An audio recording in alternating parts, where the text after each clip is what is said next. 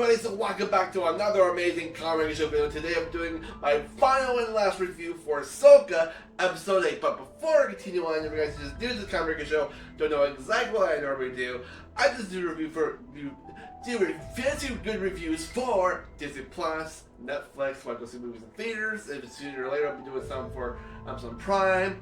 And sometimes I do trailer reactions, unboxing videos, theory videos, gaming videos, which I've done those for a long little while, but stay tuned for the near future because I'm planning to do some more for you guys as I possibly can. So yes, like I said, I just recently watched the last season premiere of Ahsoka, episode 8, and here's what we know so far. So in the beginning of the episode, we noticed that Thrawn is still getting his way to finishing prepping and loading his ship to leave, and then we see another scene where we see Ezra hand building his own lightsaber again, and in dedication to his old master King Jarrus. So he makes it into like his old master's lightsaber because he was looking for a certain emitter piece at the very end where it has that cilia and it has that like little tip.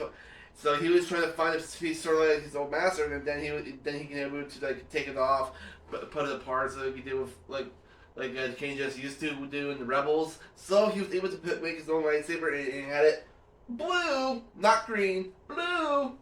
So he decided to change colors to I don't know where he found the kyber crystal though. That's a good, curious question. Or maybe Hu Yang actually maybe had kyber. That's another thing I can figure out another day. But anyways, yeah, he made a lightsaber. It's blue, and after that, he was talking to Sabine, like how she was able to keep up with her training, and then he asked her, have you created your own lightsaber? And then she left because she wanted to go outside to clear some air, and then yada yada, things happened. Then 2 TIE fighters showed up. They bombarded the ship for a little bit, and then Hu Yang decided to stay along to repair the ship. And remember those like little creatures on the planet that kind of sounds like rocks. They helped They decided to help Hu Yang to repair the ship while Ahsoka, Ezra, and Sabine go to the Star Cruiser to stop Thrawn from escaping the planet. But during the process of getting there, they got hellfired by the Star Cruiser by Thrawn, trying to stop him from getting to him, and it was cool. I don't know for sure if it's gonna. But when the hellfire happened, Ezra tried to have Sabine help him open the big gate, but it didn't really work. But then Ahsoka had to come in and use the Force to open the door open. Because, Sabine is still trying to learn how to use the Force, right? And she still has a very low midichlorian count. So she had troubles opening the door, and that's why Ahsoka had to come in and go, and then it was able to open, and they were able to fly, they were able to ride inside. So after that, they get ambushed by stormtroopers. They killed them all, and then after they decided to try to go up the stairs, but before they could, the three Night Sister Mother Witches decided to concoct a spell, bring the stormtroopers back to life as zombies. And not only that, there are real zombies without even being brought back to life. Oh my god, guys. Like, holy crap. They brought zombies into Star Wars universe. Woo! That was super cool. So then they were having trouble trying to defeat them, so they're slowly going up the stairs so they can reach up to Thrawn's ship. But during the process, Morgan had gotten herself imbued by more sacred dark powers by the 3 godmothers of the Night Sisters. So she got imbued by more dark powers from them, and they were able to concoct this super freaking dark weapon made out of dark magic, and she was able to grab the sword, and it concoct into green flame. I was like, oh my god, that was freaking cool. And then during the process, Morgan met up with Ahsoka, Sabine, and Ezra in this one room, and then Ahsoka decides to take on her while they go up while Sabine and Ezra go up to see to stop Thrawn from escaping. So they get up there. They get ambushed by two dark stormtroopers. And they start to battle them, and then one of them destroys their helmet, and we get to see the dark trooper trying to bite Ezra in the not Ezra trying to bite Sabine in the face, going. I was like, that's a zombie dark trooper. It was awesome. And then after Sabine and Ezra were able to team up and were able to. Well, she was actually being pinned against one of those pillars, and something happened. She was about to get freaking eaten in the face. She was trying to reach out to grab her lightsaber, trying to grab it, but the force was still not working. But she was so focused enough, and guess what? The lightsaber started to move. And it flew towards her hand, and she was able to. And the dark trooper just falls right to the freaking ground. She used the force! Woo! So, we're all happy Sabine was able to it's probably the second Mandalorian to become a Jedi. Now she's able to use the force anytime she wants to. She learned it, she was able to be patient, and she was able to harness that power using the midichlorians and use the force. It was great. And after that, she helped Ezra defeat his dark trooper. That then the ship was just slowly descending up into the sky. And it was like, okay, there's no way we can get up in the hangar. So so Sabine was able to say, it's like, I'll help you. You jump up there, and I'll help you get up there a little further. It's like, are you sure you can do this? It's like, I can do this. So she had a lot of confidence. So Ezra walked backwards and ran, jumped, used the force. He wasn't able to get too far up there, but then Sabine runs up and goes, helps him using a big, I guess like a big force wave right at him, helping him fly further up in the air, and made Ezra make it to the hangar up top and got rid of the two stormtroopers that were waiting.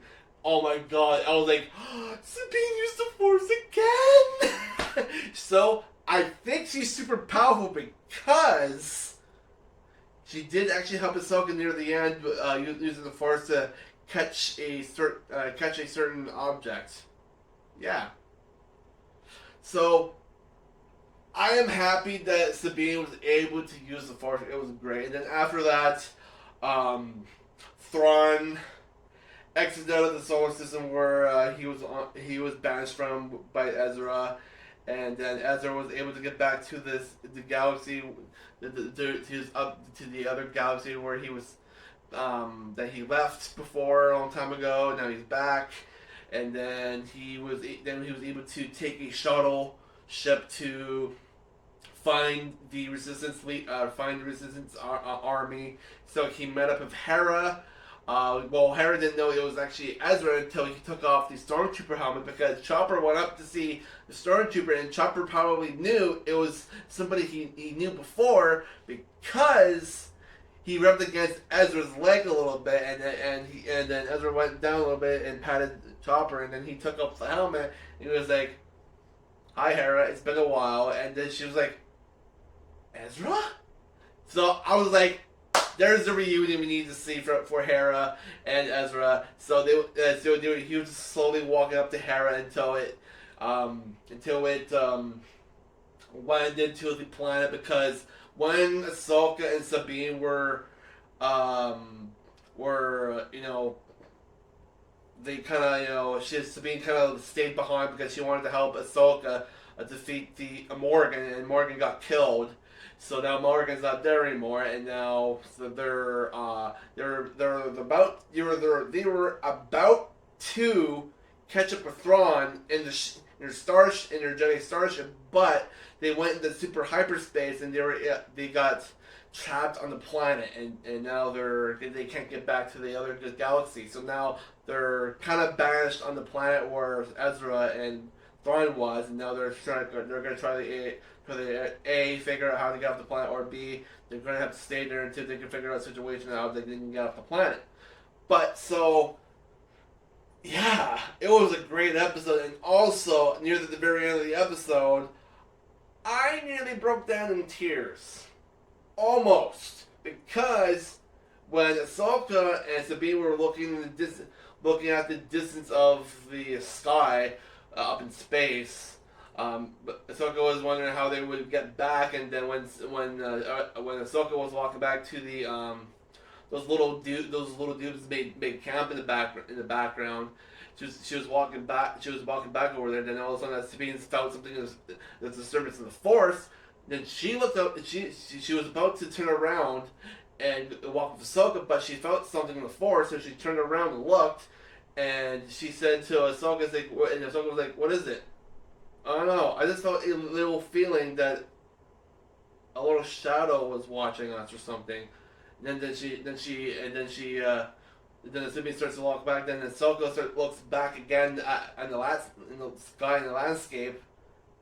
She kind of like looks at it for a moment. Then she has this like slight little grin or something, kind of. And then she starts to walk back towards the camp of Sabine. And then when the camera was looking at them walking towards camp, the camera was slightly going backwards a little bit more, and slightly moving towards the right, and we can see a little blue outline lining, and it kind of looks like black robes. It was our boy Anakin Skywalker as a Force ghost. Oh boy, I was like, yeah, baby. Oh, I was like, yes, there's our boy. There's Anakin Skywalker. And I had a feeling that he was going to show up one more time in one more episode. And I had a feeling that he was supposed to be a Force ghost or of the sorts. But one correction is, how is he able to see Sabine in this other galaxy when he got killed in the other galaxy? Well, the Force can work in mysterious ways, and I'm pretty sure the Force ghosts can actually travel between other places, and actually, because with the strong connections with the Force, between Master and Apprentice, so he probably was able to latch onto Ahsoka's Force energy, and was able to go to the planet, and was able to see Ahsoka for the one last time. And then just stood there. He didn't really say anything, and he was just standing there and looking at her and just smiling a little bit. And I was like, "Oh, that is awesome." I mean, they want to make the episode just a little longer, just so maybe Ahsoka can talk to Anakin in Force Ghost form, kind of like how Luke did with Obi-Wan, because Obi-Wan was able to talk to Luke as a Force Ghost, so. Why not having Anakin talk to Ahsoka just for a minute or two before the show ended? And it's like, you did well, Snips. You knew exactly what to do in the situation with Morgan, blah, blah, blah, blah. But either way, I love the episode. It was just fantastic. I love how well done it was. Best way to end the episode for the show. And I gotta say, I think for the big rating for this episode, I'm sorry, but I'm gonna give it a spot on 5 out of 5. This sort of seeing Anakin Skywalker in that big battle between Morgan and Ahsoka, they were able to defeat her, and just seeing Thrawn with all this zombie stormtroopers, and wow, I mean, I remember Wes told me a long time ago he did read a book about a novelization where they made like stormtrooper zombies. I was like, oh really? They did something like that? I was like, yeah. So as soon as they put it into live action, I was like, that is cool. So, oh my god, there was a lot of great things that happened in this episode, and I absolutely loved it. So yeah, thank you guys for watching, and I just absolutely love this show. I think for the entire rating for this entire show, I'm probably just gonna give it a spot on 5 out of 5. I mean, I know there's some episodes I did say like there's some low, but I gotta say the entire show was great. I haven't heard anything about them doing a renewed season 2, so no hopes yet about season 2 yet. Not sure if there are any plans for it, but if they do in the near future, I would love to see what they're gonna come up with. Because Dave Filoni has stated that he wants to. I think he has said he wants to try to do more for Ahsoka at one point. He's not sure when, but they haven't. We haven't really heard any word. But I would love to see a season 2. I mean, I would love to see Ezra meet up with Zeb, and Zeb would be like, oh, Ahsoka.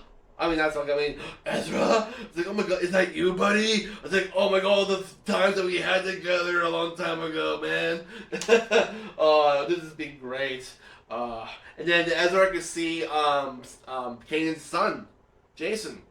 And then Jason can have a like slow, slight remembrance to like his dad from Ezra, because Ezra kind of trained under Kanan, right? So it's kind of cool for them to interact, and then Ezra can tell Jason all the times that he spent with his dad before he was born. Kind of like how well, not really, like Obi-Wan and Luke kind of telling Luke about his dad, but yeah. It's cool. I liked it. I really enjoyed the show. And for the next review tomorrow, I'm going to do the first review for season 2, episode 1 of Loki. So stay tuned for that, guys. It's going to be a great time to do a review for that. Since I got a new TV since the last couple of months ago, and it's going to be great to watch it on my big screen in my room. So, can't wait for that one. Oh yes, we've been waiting for Loki season 2 for a little while. So thank you guys for watching. And I'll catch you guys in the next one. Peace out.